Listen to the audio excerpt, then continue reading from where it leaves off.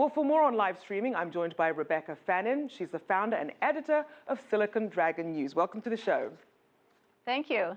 Now, let's start by looking at the market size of these online streaming platforms. How much has it grown in recent years, and who are the major players? Well, one of the major players is actually a NASDAQ-listed company from China called YY. And their revenues alone are about $1 billion. So this market is huge and fast multiplying with a number of new competitors as well. And the number of users is 200 million users in China on these kinds of sites. And as you mentioned China, what are some of the other countries that are also leading the way when it comes to online streaming? Who's really embracing this shift? Well, I think China is really in the lead here.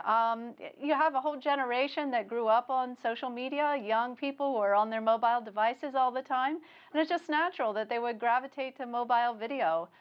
So you have also this situation where there are lots of young women on producing their own videos, and some of it is a little provocative, and so they have a lot of viewers, and many of them can make a ton of money this way. And this plays into the whole situation where you had the one-child policy in China, and there are a lot of there's a lot of potential romance out there. So I think that's feeding into it.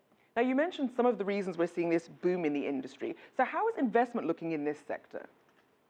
Well, one of the leading sites is backed by GGV Capital. So there is a lot of investment in this sector. And one of the top video sites has attracted millions of dollars of investment. So it's not just the big established companies like the NASDAQ-listed YY, but it's also the smaller ones that are coming up from young users who are producing their own content. Now, some people might be wondering, how are people making any money at this? Let's start with from the online platform perspective. How are they actually generating so much revenue? Well, it comes down to virtual gifts.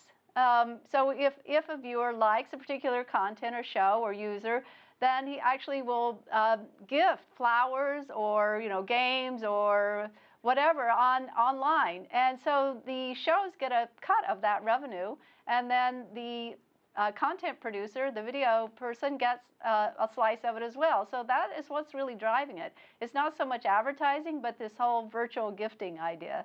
Now, the idea of virtual gifting and live streaming, it's somewhat murky territory for lawmakers, and several critics have raised issues like privacy and questionable content, perhaps obscene content, being broadcast.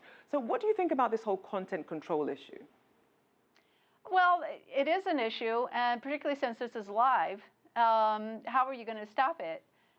So you do have to have people who are monitoring this content constantly. And as we saw in the U.S., some of this gets taken down. So this is going to continue to be a point of friction, I think.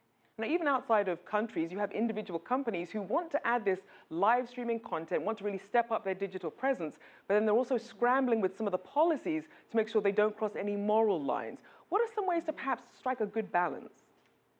Well, this has actually come over into the branding area as well, into marketing. So you're seeing that brands are starting to use this streaming video as a way to reach users. So that is a whole different element of it. So I think it's going corporate.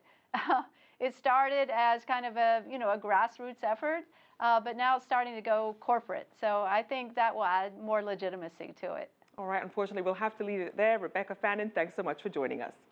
Thank you.